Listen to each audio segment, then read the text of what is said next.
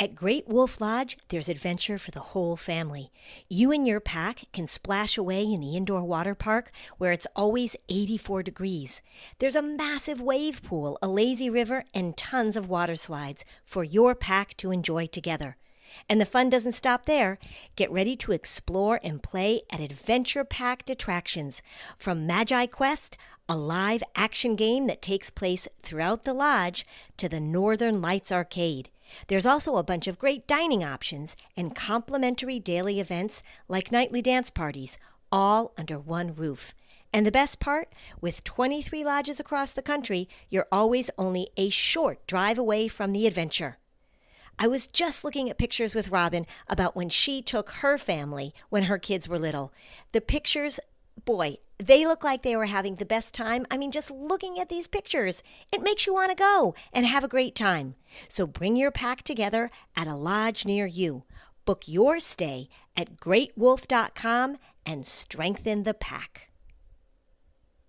The skill she does not have is tolerating discomfort. She doesn't know how to feel uncomfortable.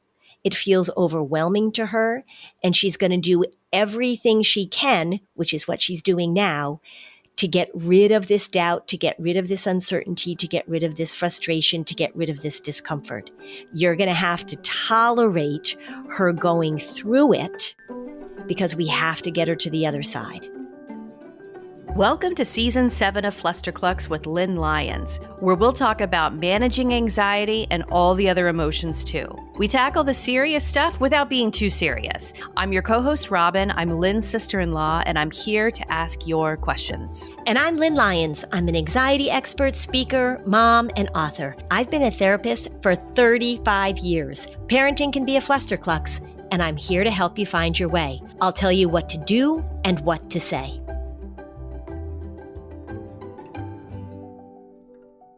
Hey, everybody. We are doing an in-session, and if you've never listened to this type of episode, the way it works is that I am here with a real live parent who has a real live child, and we're going to talk about what the challenges are, and it is really just me doing a therapy session, actually, with somebody who is kind enough to volunteer. So I am here with Sarah. Sarah is going to talk about her 11-year-old, Kate, who has some issues with anxiety, I gather. So, Sarah, thank you so much for joining us. I'm delighted that you have volunteered to do this. Oh, thank you so much, Lynn. I'm glad to be here. All right. So do you want to just dive in and sort of tell everybody what inspired you to reach out and what you're dealing with?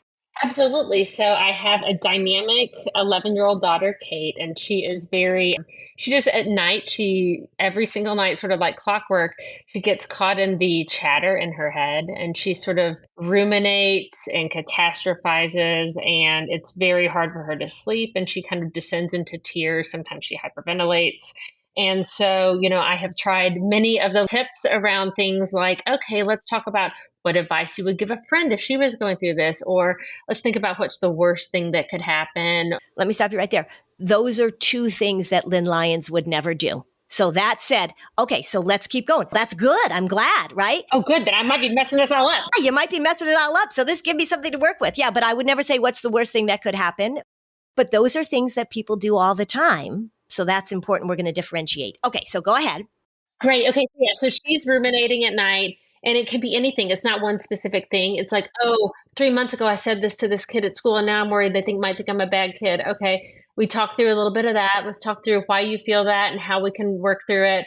And then we get that down. And then it's okay. Well, but now I'm also worried about school. I'm worried about, am I going to get a good math grade? Am I going to get this? Okay, well, yeah, that's a real struggle. That's hard. I know that you're a little nervous about that. We can get through that. And so we sort of try to unpack that, and then it's right on to the next thing. So she's sort of cycling through issues. It's like a butterfly landing on everything that her anxiety could possibly attach itself to. Okay. And it sounds like then you try and talk to her about the content of the worry. Yes. Okay. So also, that would be the opposite of what I would do. See, so we've got a lot to work with here, Sarah. I'm so glad we're here. Yeah. Okay. So has she or you guys gotten any help with this? No. All right. So this is why it's great that you're here, because this is low-hanging fruit for me. She's 11, so that means going into 5th grade. Okay. And is this something that you've noticed for a long time? Has it gotten worse recently? When did it start to show up? It really started showing up in probably the past 5 months or so, getting progressively worse. Okay. And in terms of her being a little kid, like 5, 6, 7, was she somebody who sort of stepped into the world and did things, or was there separation anxiety? Was there difficulty going off and doing things? She is fearless. So, she bounds out into the world with this like bravado, but at home in the quiet of the night, all of her insecurities come out. So that's when you start to see, she has this great, I'm fearless, nothing, I'm in group settings and she's the funny kid. And then at home, it's very much decompressing on all the things that could possibly trigger her anxiety. When it comes to schooling and performance, though, she is extremely hard on herself. Okay. So is she pretty perfectionistic? Yes. Okay. And tell me a little bit about your family. Can you just give me a little overview of sort of who's in the house? Sure. Happily married parents. She has a younger sister, Liz, who's 7. And so, so that's our household dynamic. 2 extremely busy working full-time parents. She does competitive swim team and she goes to a school. We walk her to school in the mornings, goes to mathnasium for after school math tutoring as well, even though she's in the gifted and top percentages in her class.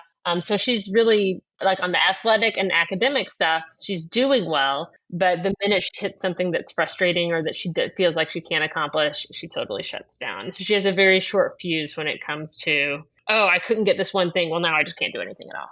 Okay. So she's pretty all or nothing. Her frustration tolerance is pretty low. Yes, ma'am. Okay. And in terms of you and your husband, who does she take after? Me. You? It's totally my fault. All right. And when you think about your family and your parents and your upbringing, do you see this sort of as a generational thing? Like, is this a generational pattern of some perfectionistic, high achieving, low frustration tolerance people? Yeah, my husband's really high expectations, but he has no anxiety. So you could tell him he needs to, solve world hunger. He'd be like, great, I'll get right around to that.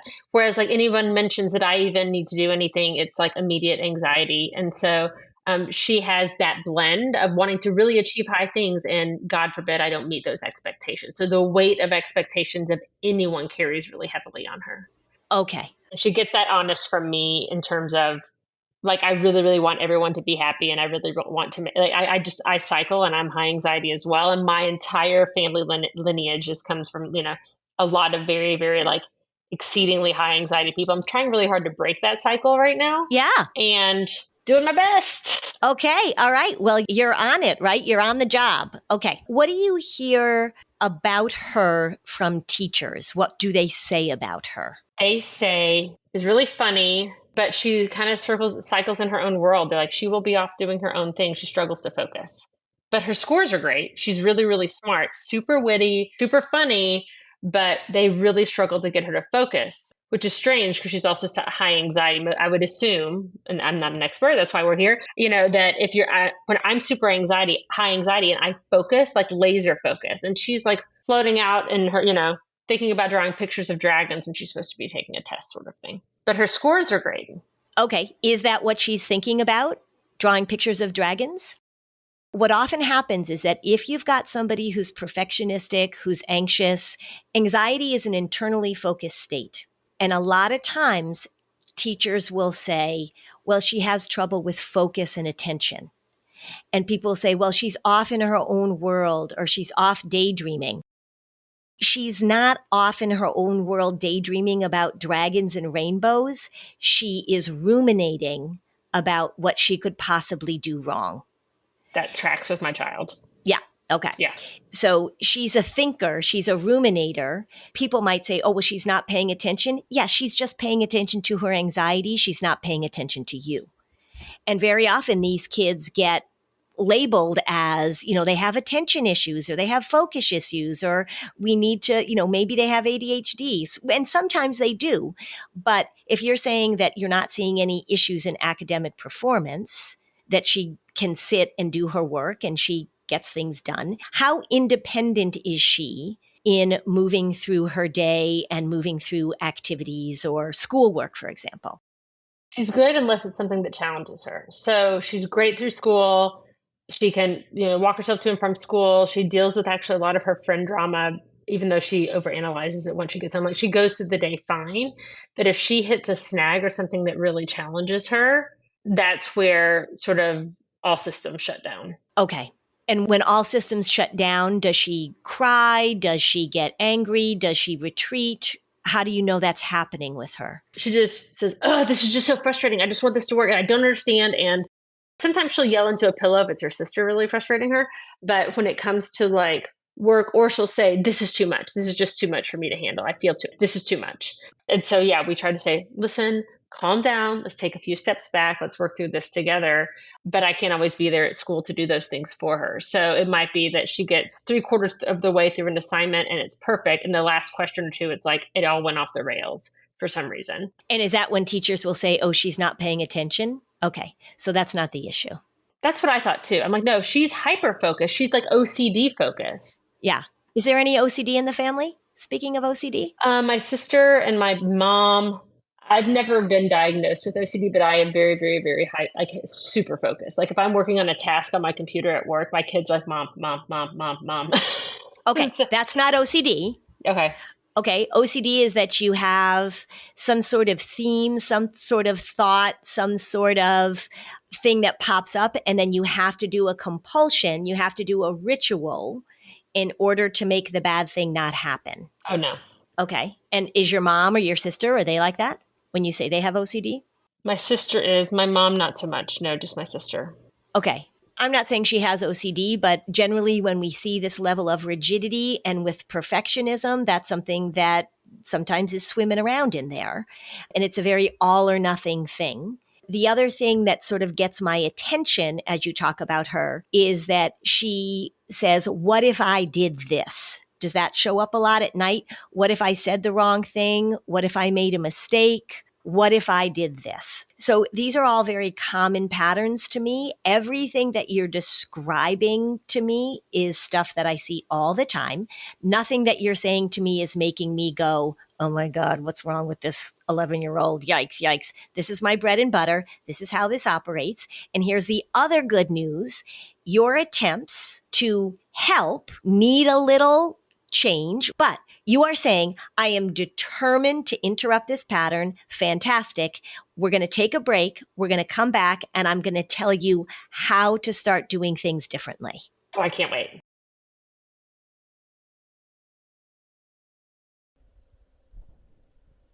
At Great Wolf Lodge, there's adventure for the whole family. You and your pack can splash away in the indoor water park where it's always 84 degrees. There's a massive wave pool, a lazy river, and tons of water slides for your pack to enjoy together. And the fun doesn't stop there. Get ready to explore and play at adventure-packed attractions, from Magi Quest, a live action game that takes place throughout the lodge, to the Northern Lights Arcade. There's also a bunch of great dining options and complimentary daily events like nightly dance parties, all under one roof. And the best part, with 23 lodges across the country, you're always only a short drive away from the adventure. I was just looking at pictures with Robin about when she took her family when her kids were little. The pictures, boy, they look like they were having the best time. I mean, just looking at these pictures, it makes you want to go and have a great time. So bring your pack together at a lodge near you. Book your stay at greatwolf.com and strengthen the pack. So the summer's winding down, and it's time to think about refreshing your wardrobe. For me, I start traveling again, so I'm looking for staple pieces for the season ahead. Quince nails it with luxe essentials that feel effortless and look polished. I need things that are easy. I need things that are reasonably priced, and I need things that travel well so that I look my best when I arrive, when I'm on stage. It's important to have quality and comfort and good, solid pricing. Think cashmere sweaters. Think cotton sweaters starting at just $40. I have ordered a few silk tops that will be so versatile and so easy for me to wear. They're washable. The best part, everything with Quince is half the cost of similar brands. For your next trip, for your next gig, like me, for your next fun event, just for your next season in life, go with Quince. Elevate your fall wardrobe essentials with Quince. Go to quince.com/fluster for free shipping on your order and 365-day returns. That's QUINCE.com/fluster to get free shipping and 365-day returns. Quince.com/fluster. I love summer. I just love summer. I love being outdoors. I love being active. And I also love how easy it is to enjoy nutritious meals. Green Chef is the way to make it happen. Green Chef makes it easy to spend less time in the kitchen so that you have more time to enjoy the outdoors without sacrificing delicious, wholesome, nutritious foods. Green Chef's real, clean ingredients help you build lasting, healthy habits without the hassle. There are salads ready in just 5 minutes. There are protein-filled breakfasts. There are delicious meals that take less than 3 minutes to cook. I love the cashew crunch spinach salad. It was fantastic.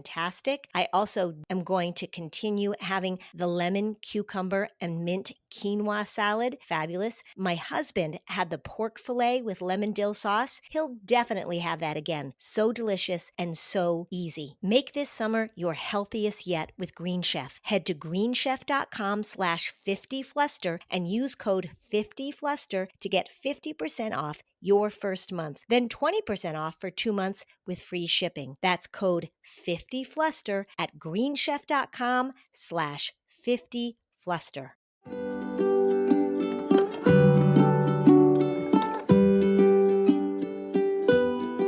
Okay, we're back. All right, so let's just talk very concretely about the do's and don'ts of this thing. Okay.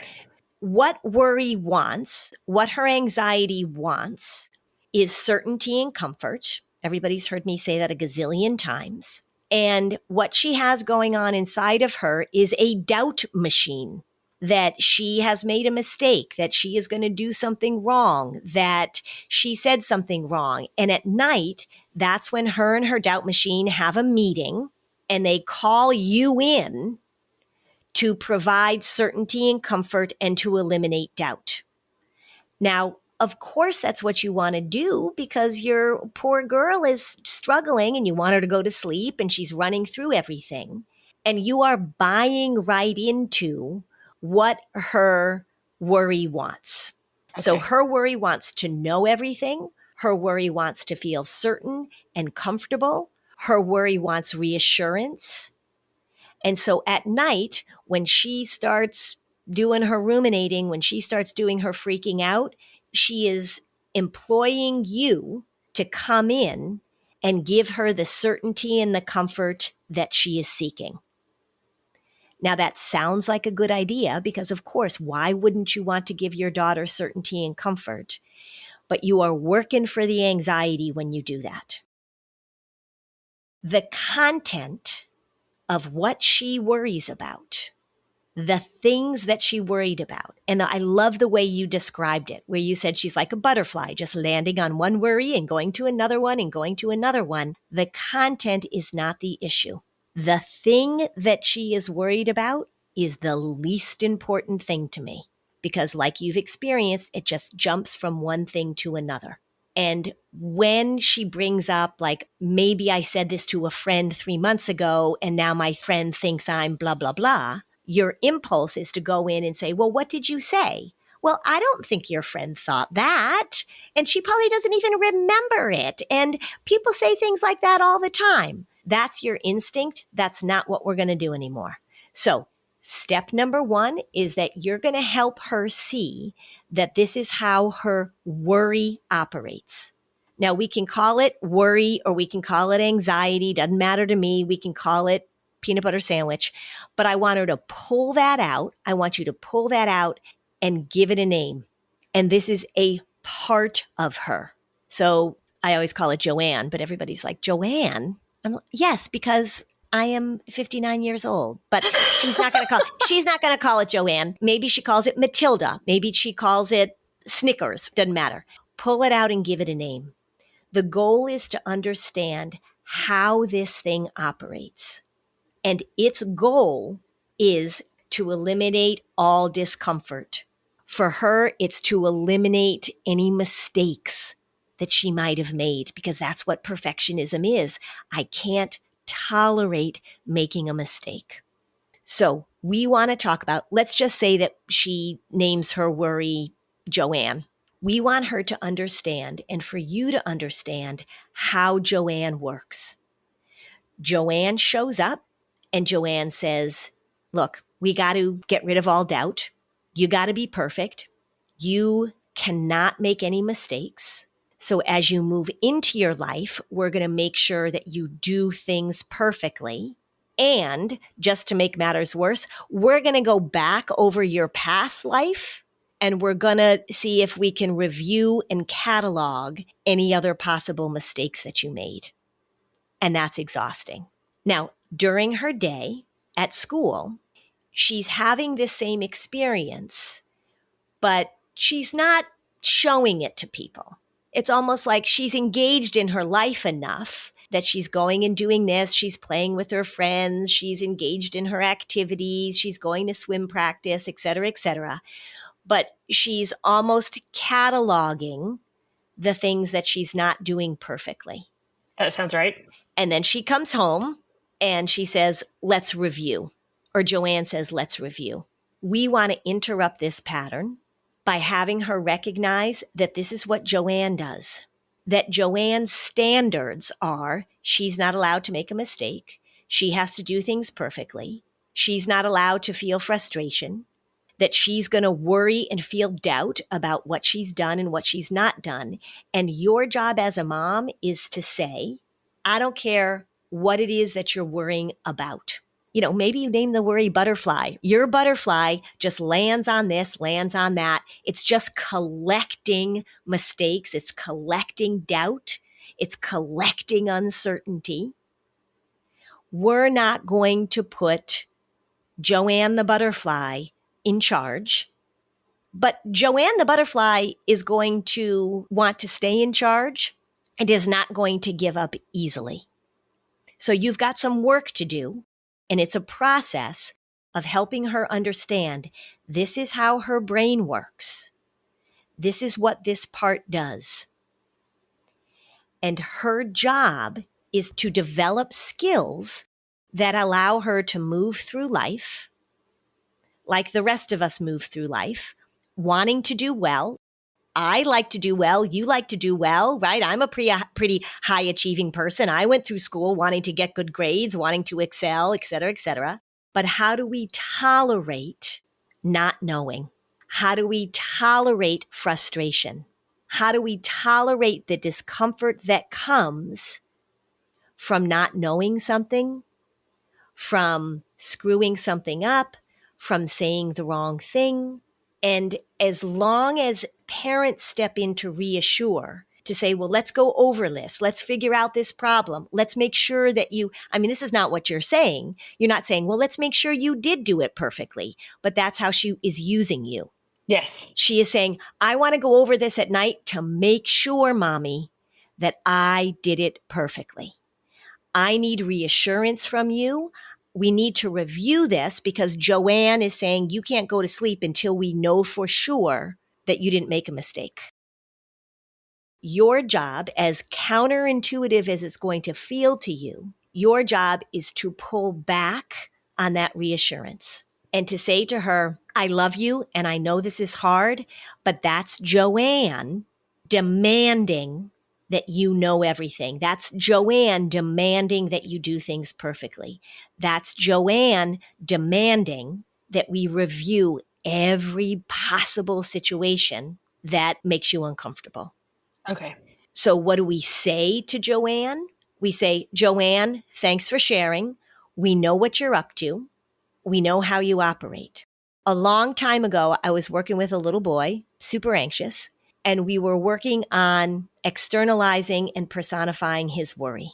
And I said, let's name it. Who do you want to name it after? And he said, oh, I don't know. And he looked at his mom, and I forget the name they chose. And he said, they both sort of looked at each other and smiled and said, Tommy.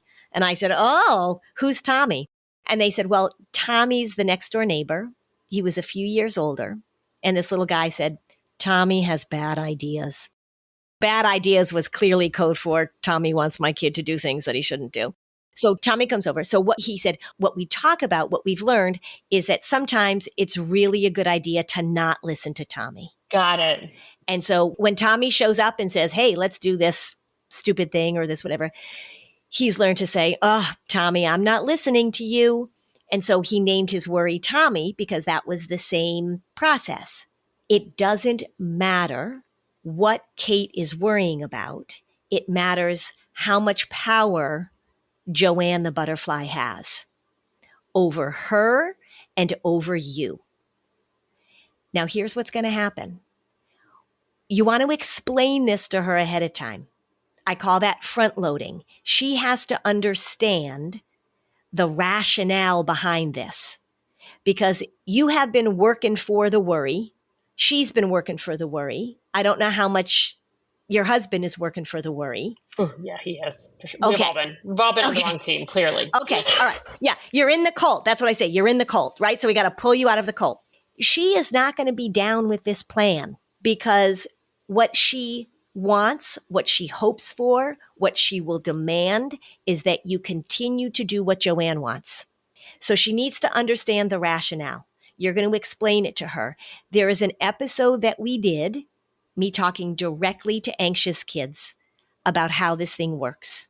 And I'll get it to you and we'll put it in the show notes too. But it's me talking directly to kids so that she understands how worry works.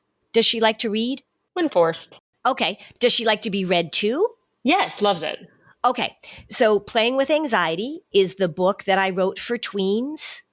Playing with Anxiety, Casey's Guide for Kids and Tweens. The sweet spot is really like 5th and 6th grade girls. Got it. They like it.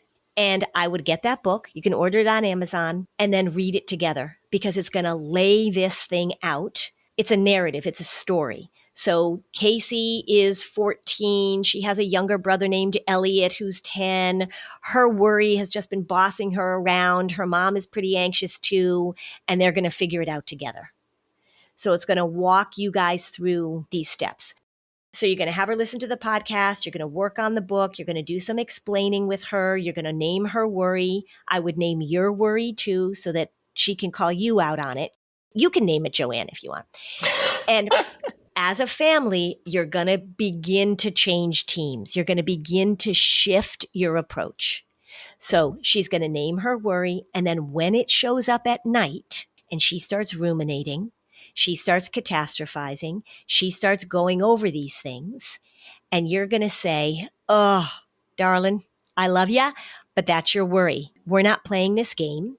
And we're going to talk to Joanne and we're going to say, Joanne, you're super bossy. You tell me that I can't handle things. You tell me that I have to know everything. I'm really good at handling lots of stuff. We're not playing. That is not going into the content. That is not saying, I'm a good friend. I wouldn't say that to my friends. I'm really smart. I can handle my math homework. You're not giving what's called content-based reassurance. You are talking about what Joanne does. Got it. Redirecting to say this isn't all about that. No content-based reassurance. Okay. Correct. That this is about what Joanne does. Now, she may think this sounds like a good idea.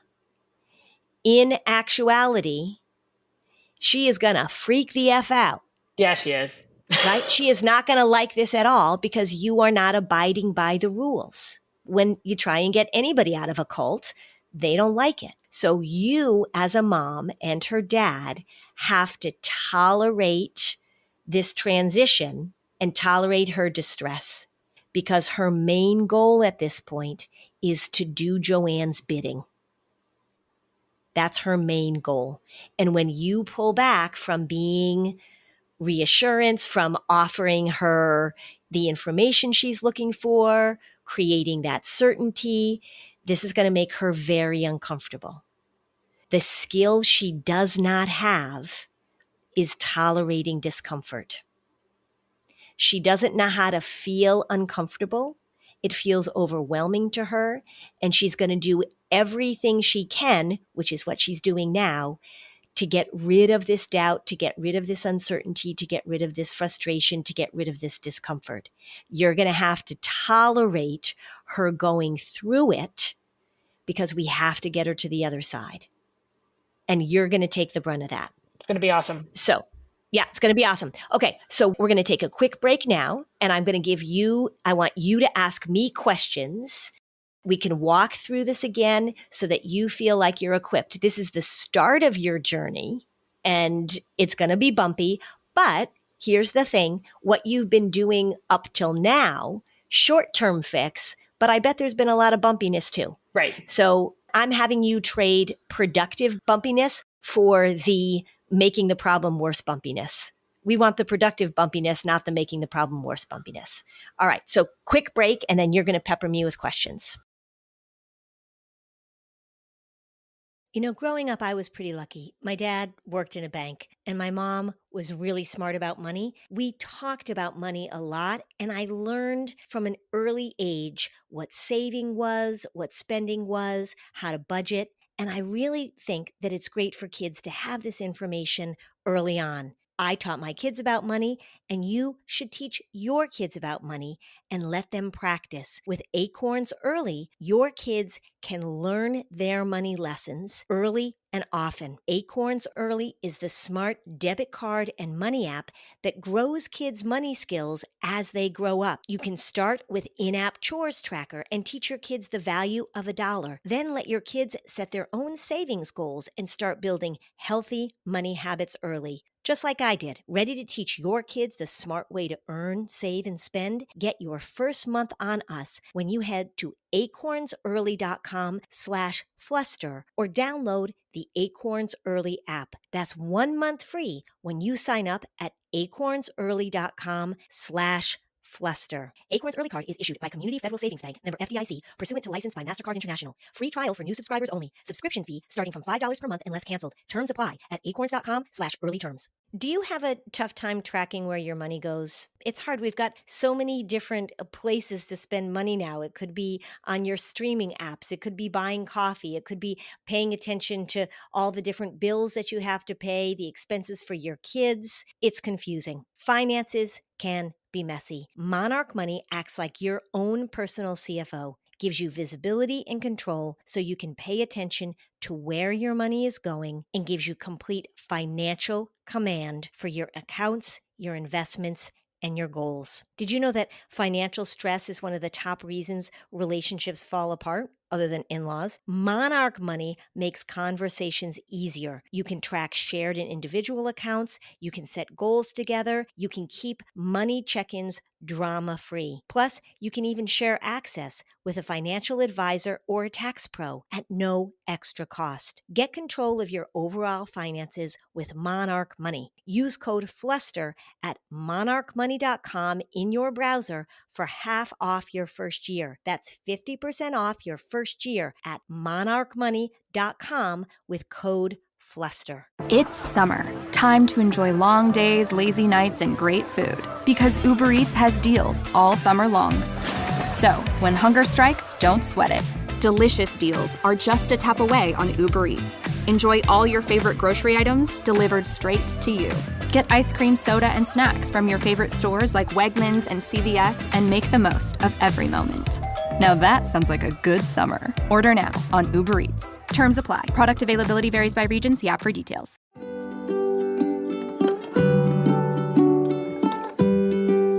Okay, so now back to the show.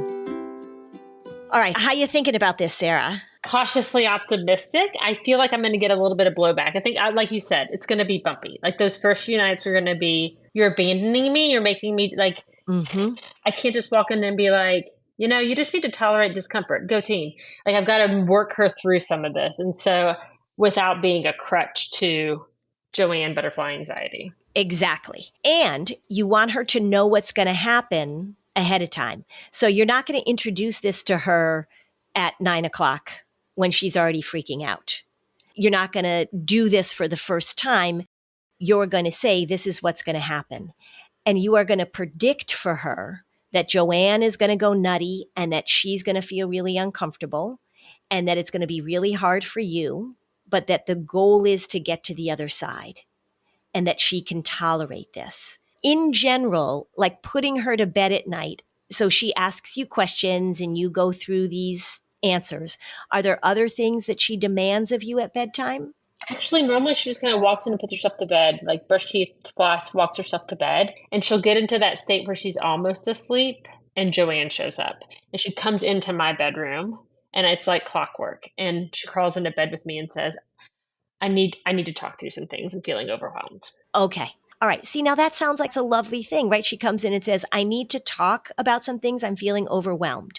So, of course, you have, as a mom, you're like, oh, okay, let me help you work through this. Yeah. Right? Like, of course. So I don't want you to finish this conversation and have this thought of like, oh my God, I was doing it all wrong, or, oh, I totally screwed it up. You were doing the very things that a loving parent does before they know better. So you got sucked into this like inch by inch by inch, and suddenly you're in the cult, but you didn't know you didn't say like, all right, I'm going to get in the cult with you. It just happened. Okay. And it wasn't that I realized that I wasn't equipping her with skills until I started listening to your podcast. And I'm like, there's a disconnect here. And as a child, like end of Gen X, I'm like, we didn't have these. No one taught us these skills in the 80s. No one was like, hey, you seem really high anxiety. Let's talk about like how you process that. They were just like, suck it up and go back to school. That's right. So it's funny as a high anxiety mom trying to break this, that I'm like, I am learning as much for myself as my kids. Correct. And I'm building the ship as I sail it, right? I'm trying to teach her skills. And she's like, well, Mom, how did you learn these skills? I'm like, that's cute, kid. I'll get back to you. That's right. Which again, just to bang the drum again, this is why I don't work with kids alone. Oh, for sure. So if you sent her to therapy, I'm telling you, if you found a therapist for her, there is a very, very good chance that she would go in and meet with the therapist and you would be left out. And that's not what needs to happen. If I were working with you therapeutically, I would not even have to meet Kate. It would be nice at 11. I would love to meet her. But if you said she is opposed to coming in and talking to you, I'd be like, that's okay. Let's do this. So you are the teacher. You are the modeler. You are saying to her, I understand this. I get this. We're working on this together as a family. And predict for her that it's going to be hard. Predict for her that it's going to be hard. The other thing too is to make sure that you and your husband are on the same page. He doesn't understand anxiety. He's just like, why can't you just not let it bother you? You know, he's like, so I have another battle to face here of therapies. He has a stigma with therapy. He doesn't understand why these things bother us. And I'm like, it's like if you had a medical condition where every time you ate olives, it gave you heartburn, and I can't relate to that, I would still understand that's going to give you some heartburn. If it was a medical condition, he'd be fine. So there's a lot of stigma of just, talking about it and building all this up around it. Doesn't that just kind of make it worse? And he does think you're buying into the cult, like you're just making it worse by talking about it. I'm like, well, you can't just ignore it. Okay. Well, but you know what? He's 72% right, because you are building it up and you guys are talking about it and you are making it a focus because you're trying to fix it and get rid of it. And so we want to take a little bit of his juice in this, which is we are going to not let the worry dictate what you do, which it sounds like she is very active in things. So that's great. She's not avoiding things, but she will avoid things that feel difficult. She will avoid assignments, that kind of stuff. His sort of suck it up buttercup, we want to take a little bit of that combined with this is why, this is how we don't let Joanne run the show. If I were talking to him, he may say, you can correct me if I'm wrong, he may say, Lynn, they spend so much time talking about this. I mean, too many words, like just move on. Stop feeding this monster. Stop giving it so much airplay. He might say that, yes? 100%. I think he probably said that this morning. Yeah.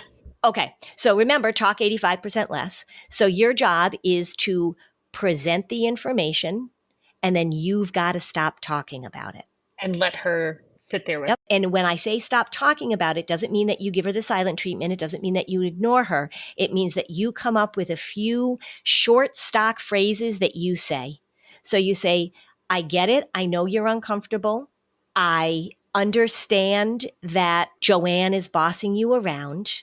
I am not going to put Joanne in charge. And you can talk directly to Joanne as her mom. You can say, hey, Joanne, it's bedtime. I know this is what you want to do to Kate. We're not playing. And you say, I love you. I support you. We're not playing. Your husband is probably hearing and seeing you talking about the content all the time. So he's seeing her come into your bed and saying, I need to work through this. And you guys are having this big discussion about it. And he's like, oh my God. Yeah, make it stop. So he's right about that. He just doesn't know how to do it. I'm telling you how to do it. But he's right that you're talking too much about this. Yeah. And I sense that too. Yeah. Okay. So go ahead. Ask me questions. No, that was it. I mean, mainly getting the husband on the side that and understanding that I do need to give this less airplay. I am going to prep her in advance. I'm going to explain the process. We're going to go through the book so she understands and builds skills for later in life as well on how to navigate this. We're going to name it and not give it power at bedtime. She will fight it over the first week or two probably and just teach her how to tolerate discomfort. She does. Now it just occurred to me as I'm speaking to you. She really thrives in one-on-one relationships. She gets so much anxiety from group dynamics that she avoids them altogether. So all the kids in her neighborhood run door to door and play, and she loves that. But then once it gets to a critical mass, she just backs out because the dynamics of, and it's not even her, this friend and this friend are arguing about something, and the anxiety of things not going perfectly, is too much for her. And there it is. It's just, Joanne takes control and makes it think things are never going to be perfect, or they maybe sometimes. Yeah, right.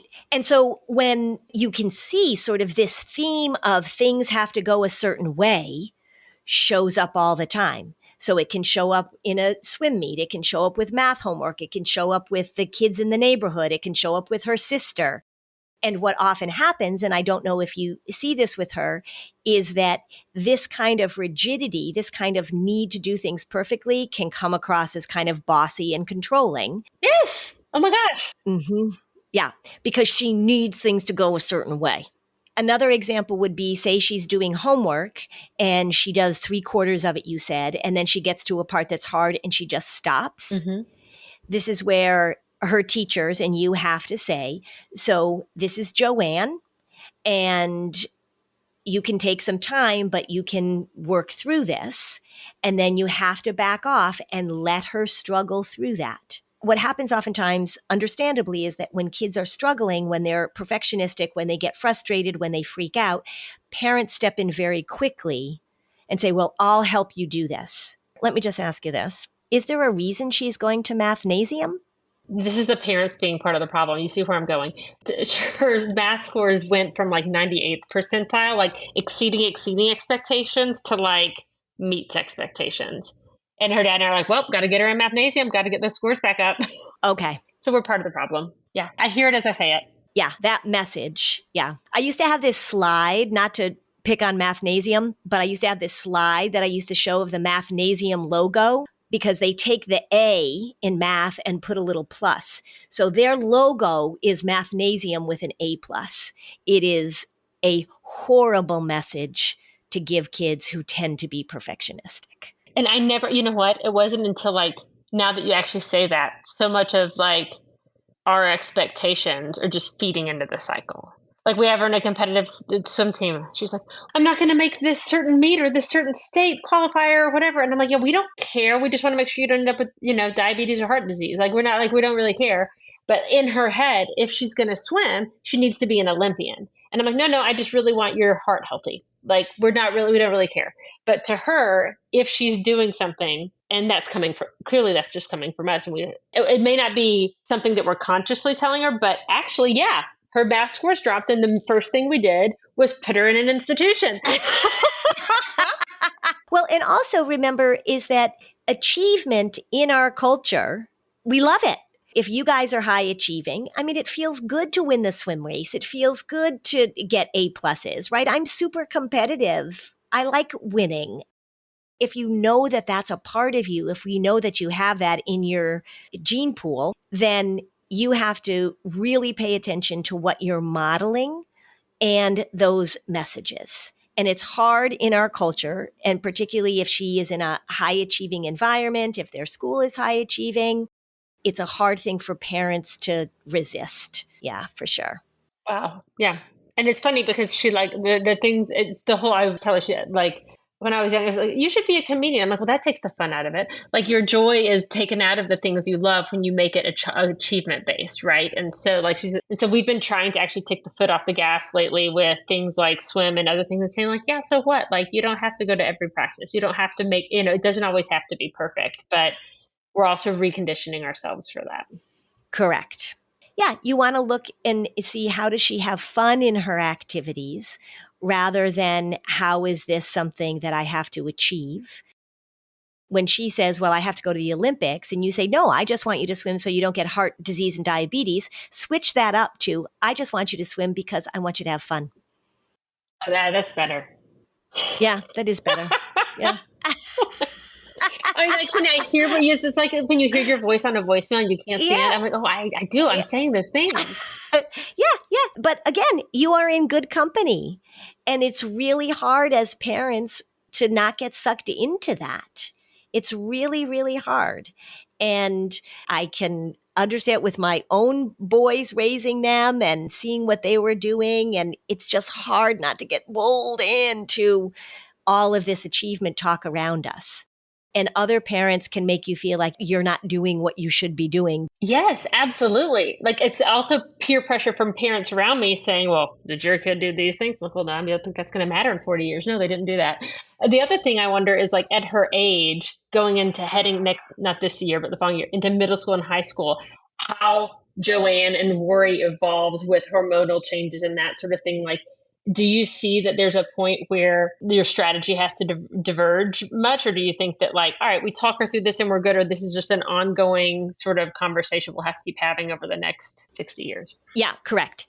It's an ongoing strategy. Different developmental stages have different challenges, but generally it's the content that changes because 6-year-olds don't worry about the same thing that 16-year-olds worry about. Generally, as kids become adolescents, we see more of an uptick in the social uncertainty and managing that because it becomes more important. As academics become more challenging, then we see the perfectionism ramp up. We see difficulty with them tempering their course load. So you've got kids that are saying, well, I have to take 5 AP classes, and that becomes very contagious among her peers. You're going to have to pay attention to this. The strategy doesn't change because anxiety does the same thing over and over and over again. Anxiety is predictable. It is repetitive. It is persistent.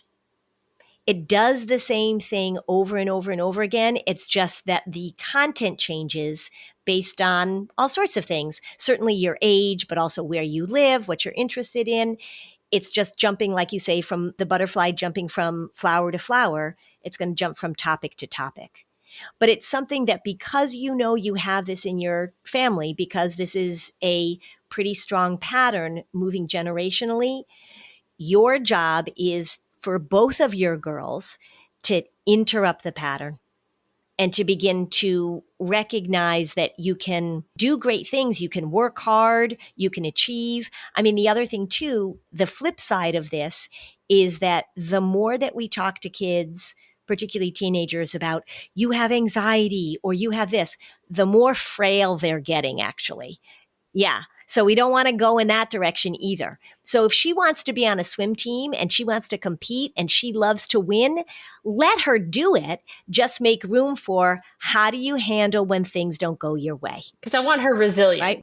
Correct. We want her resilient. And resilience is managing when things don't go as planned. And the fragility is things don't go as planned. And so I'm going to avoid. I can't handle this. Which is the current state. Yeah. So make these shifts, see how it goes. And maybe in a few months, we do a follow-up so that people can hear what the changes were like or what she resisted or what successes you had. That would be pretty cool too. That would be really cool. Yeah. Remember, I can't prevent you from feeling guilty as a mom because that's just the way that it works. You were doing a lot of things because they felt like the right things to do. They were pulling you deeper and deeper into the cult. This is low-hanging fruit for me. You're going to make some changes. It's going to be bumpy. And you can say to your husband, you know what about the talking too much thing? You were exactly right. Thank you so much for your input. And this is what we're going to do instead. And it's consistency. And you've got to tolerate her distress. I can't wait to circle back and see how things are in a few months. And just once we've given her the skills and me the skills to help manage this and make sure that we're not buying into the cult. And I can't wait to apply these. I cannot wait. And also giving it less airtime will be a great breather for our whole family. Yeah, it'll make bedtime a lot less stressful for everybody. I'm so excited. Thank you so much, Lynn. You're so welcome. Thanks for listening. And if you found this podcast helpful, please give us a 5-star review on Apple Podcasts. It helps other people find this information. And if you'd like to dig deeper on any of these topics, we have specialized playlists on our Spotify profile, and the link is in the show notes. Topics like teens, depression, and OCD. Bye, Lynn. Bye, Robin.